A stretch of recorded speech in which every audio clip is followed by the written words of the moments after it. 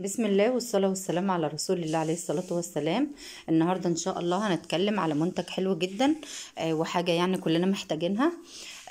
يعني غسول جميل جدا للبشرة الدهنية، خصوصا للبشرة الدهنية يعني. اسمه سينوبار. طبعا مرخص من وزارة الصحة، ودي أهم حاجة فيه. هنعرف هو بقى بنستعمله ازاي وكل حاجة عنه، وكمان هنشوف هو استخداماته لايه بالظبط، وكمان بنستخدمه كم مرة بس بعد ما نصلي على النبي عليه الصلاة والسلام. ونحط لايك للفيديو، هنشوف كده شكل العبوة. وهنشوف استخداماته ايه، وكمان بيناسب اي بشرة. بس صلوا على النبي عليه الصلاة والسلام. النهاردة طبعا هنشوف مع بعض المنتج الجميل ده. الغسول للبشرة الدهنية، هو خصوصا للبشرة الدهنية علشان خاطر الحبوب. بيزيل الحبوب تماما، وبيفتح كده البشرة تدريجيا بعد اسبوع لما بتغسل.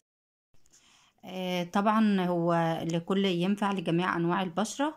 بيخليها حلوة، بس البشرة الحساسة طبعا هو ممكن يكون مع البشرة الحساسة يسبب لها احمرار او اي حاجة من دي. اما هو خصوصا للبشرة الدهنية مهم جدا. هو حلو لجميع انواع البشرة، بس البشرة الدهنية هو اكتر حاجة. سينوبر ده بينفع لها. الغسول ده جميل جدا وعن تجربة يعني حلو جدا. سعره 150 جنيه. كمان عليه استخدامه من هنا.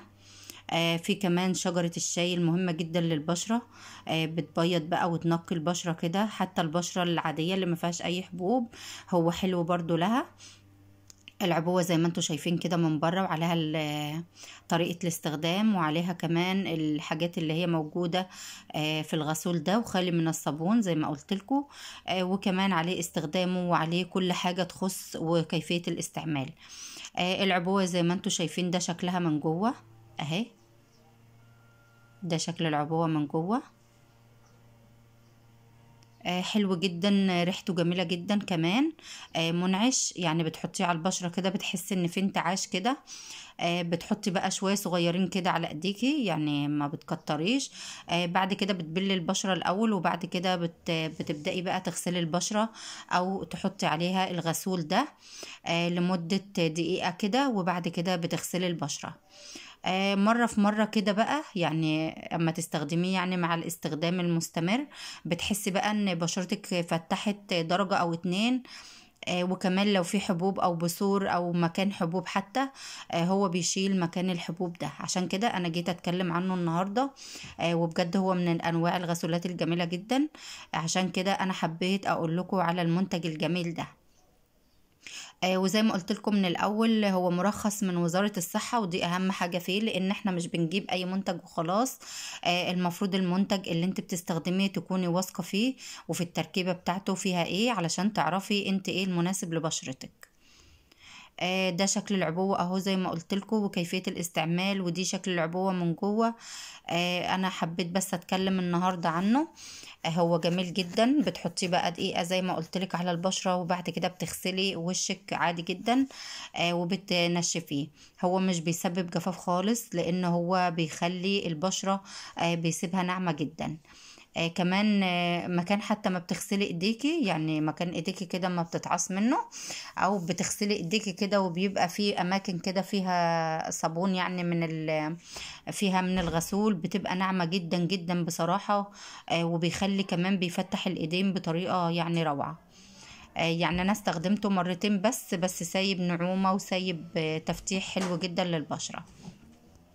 يعني انت بتستخدميه كتفتيح، وكمان علشان خاطر الحبوب ما بيسيبش اثر خالص للحبوب. انا بس حبيت اتكلم عنه للناس اللي بتعاني من حب الشباب، ومحتارين يجيبوا ايه او يغسلوا بايه. طبعا لو غسلت بيه وحطيت مرطب بيبقى حلو جدا قوي. حتى يعني من غير ما تعملي بيه اي حاجة. مش هتحطي برضو مرطب، هو حلو جدا لما تغسلي كده بالليل مرة واحدة بس. اما لو حابه انك يعني في حبوب وحاجات من دي، هو بيشيل الجلد الميت. وكمان بيجدد خلايا البشره لوجود شجره الشاي فيه، وكمان في حمض السيريليك اللي هو بيخلي البشره ناعمه جدا. وكمان بيدخل في خلايا البشره. الرغوه بتاعته حلوه، الريحه بتاعته جميله جدا لما تستخدميه. ان شاء الله هيعجبكم جدا. انا بس كان الفيديو النهارده ان انا بتكلم عن المنتج الجميل ده. حبيت بس اقول لكم عليه. هو اسمه سنوبار زي ما قلت لكم. منتج جميل وسعره مش غالي، ب150 جنيه بس. حلو جدا للبشرة الدهنية. اتمنى ان شاء الله النهاردة الفيديو يكون عجبكم. ولو عجبكم الفيديو طبعا ما تنسونيش من الاشتراك في القناة، وكمان فعلوا الجرس علشان يوصلكم مني كل جديد. واسيبكم في امان الله مع فيديوهات تانية ان شاء الله. صلوا على النبي عليه الصلاة والسلام.